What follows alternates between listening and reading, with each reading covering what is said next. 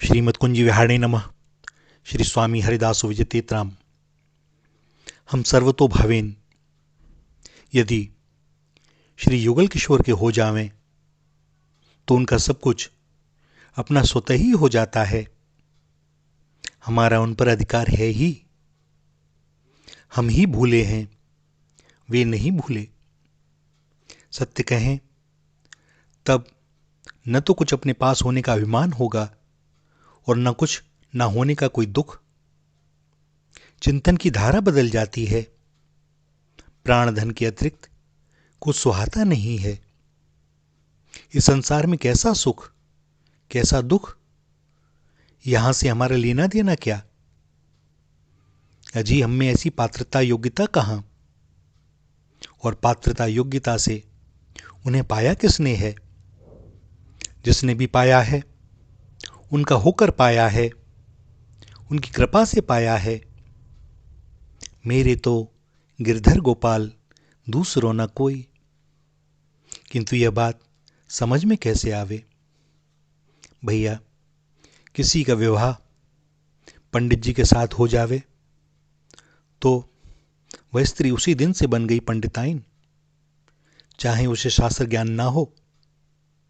पंडित जी का कोई न्योता भी देवे तो यजमान का पंडिताइन से भी सादर पधारने का आग्रह होता है।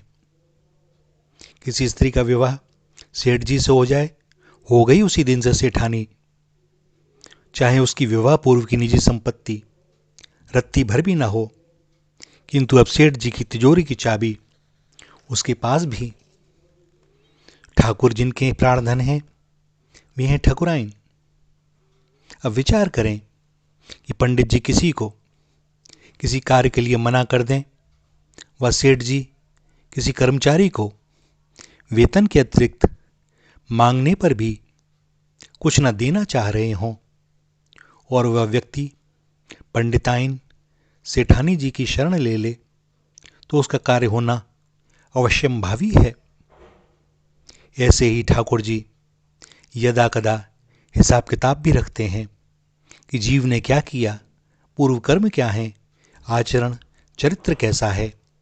उसी के अनुसार समय पर मनोवांछित की प्राप्ति होगी।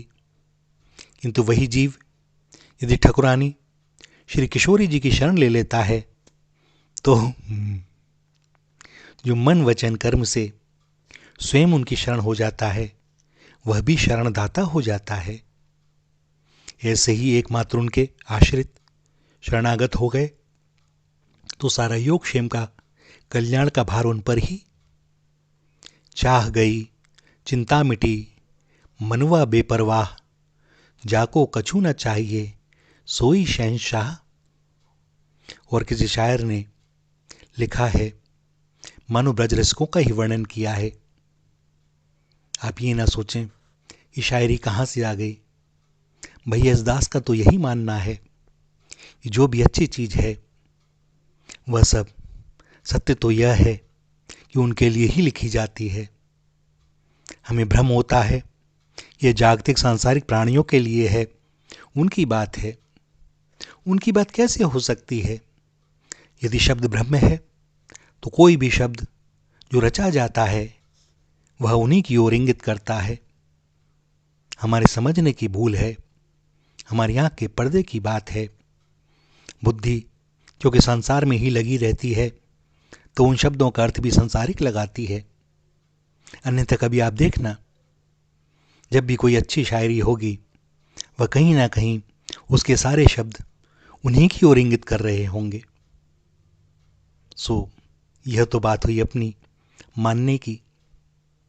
तो उन्होंने लिखा, मैं कहता हूं इस दिल को दिल में बसा लो, वो कहते हैं हमसे निगाहें मिला लो।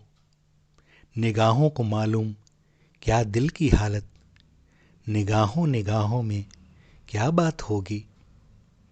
हमें खींचकर इश्क लाया है तेरा, तेरे दर पे हमने लगाया है डेरा। हमें होगा जब तक न दीदार तेरा, यहीं सुबह होगी यहीं रात होगी। भैया ये कौन सी बात है अगर वृंदावन की बात नहीं है तो? और केवल इतना ही नहीं, इसके पीछे एक अनकहा संकेत भी है कि एक बार दर्शन हो जाए तो फिर इस दर से उठता ही कौन है। भिक्षुक को किसी घर से भरपेट मिल जाए तो वहीं पास ही बैठ जाता है, धुनी रमाकर। टकटकी लगी ही रहती है उस द्वार पर। मांगना कुछ नहीं है, किंतु दाता फिर देख ले कि बैठा हूं यहीं। अब और किसी की आस नहीं, किसी अन्य द्वार पर जाना नहीं, किसी अन्य गली में घूमना नहीं। मरनो हो तो मैं मरूं श्री राधे जू के द्वार, कभी तो लाडली पूछेंगी यह कौन पड़ो दरबार। श्री राधा श्री राधा श्री राधा।